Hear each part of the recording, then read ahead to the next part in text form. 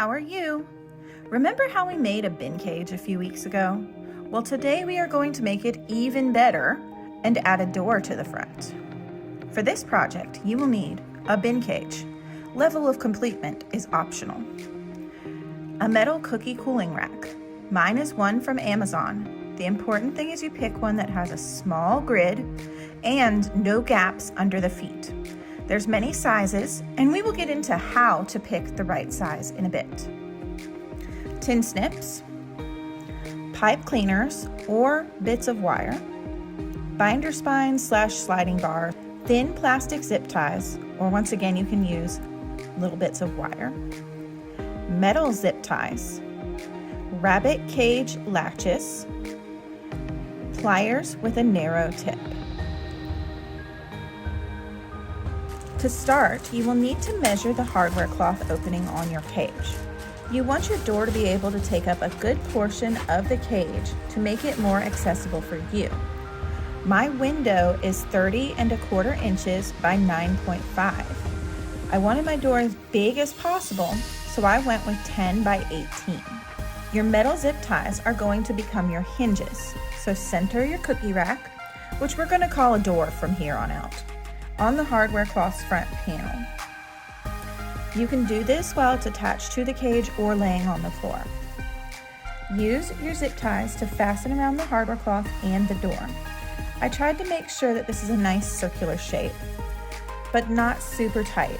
Your metal zip tie is functioning as a hinge, so you need room for your door to open and rotate down. When you have it tight enough, fold back the end of the zip tie to secure it in place. Otherwise, I noticed that mine just slide right open. There's probably some trick to them that I don't know, so if that's true, please leave that info in the comments for others to know. Repeat this process on the opposite side so that you have 2 hinges on your door. Now, use your pipe cleaners to secure the door to the hardware cloth at the top. The next section, I lost all footage of me cutting the window out, even though I did it 2 times. So here's my cute but not accurate drawing. Hardware cloth, door. Okay, now I've flipped it around and we are looking at the back of the hardware cloth with the door behind it instead of in front. Leaving a slight overlap to the grid pattern, you are going to use your tin snips to cut inside the door area through just the hardware cloth. Here's a picture of what this looks like.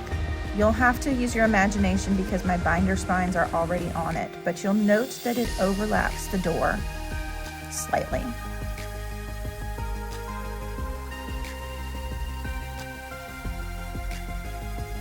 What I love about my binder bars is they are easy to cut with regular scissors, but I tend to also use my tin snips if they are handy. Hold up to the opening and trim to fit. Putting them on is, to be honest, a bit of a pain in the butt. They're a little fiddly.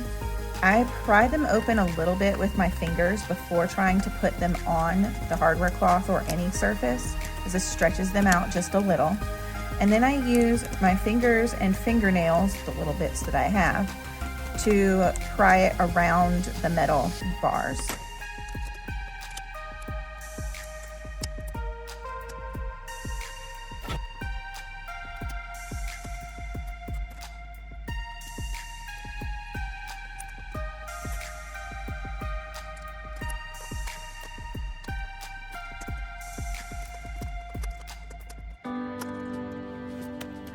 But once these are applied, use your thin plastic zip ties or small bits of wire to secure the binder spine on. I found that fastening these right against the binder spine wasn't very secure. There just wasn't enough force to hold it in place. So I went through one square below the binder spine and then around it to make it nice and tight, like the picture.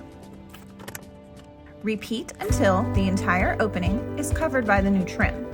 There should be no sharp edges to cut you or your rats.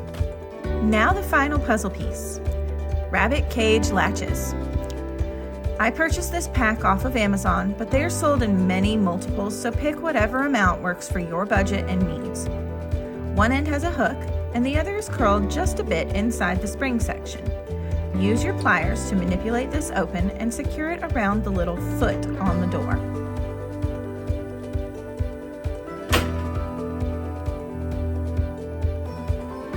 It may pull away the first few times, but it goes on sort of like a metal key ring. And then repeat on the opposite side.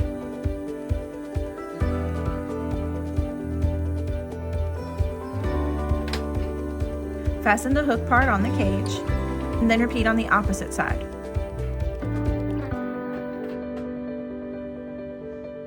Technically, you now have a functional door. But let's finish off those metal zip ties so they don't have long tails that can poke you.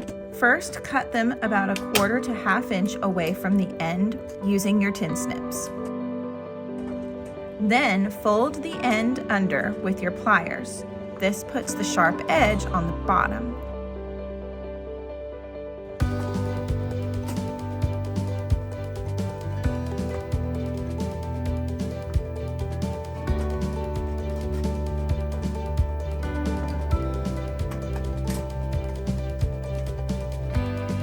And then roll it again one more time. And then repeat on the opposite side.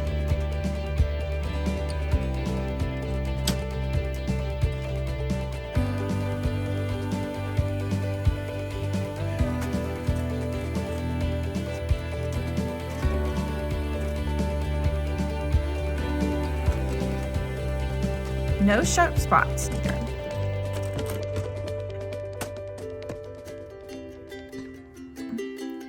Your bin cage now has a door. Congrats! Enjoy easier access to your rats and easier cleaning.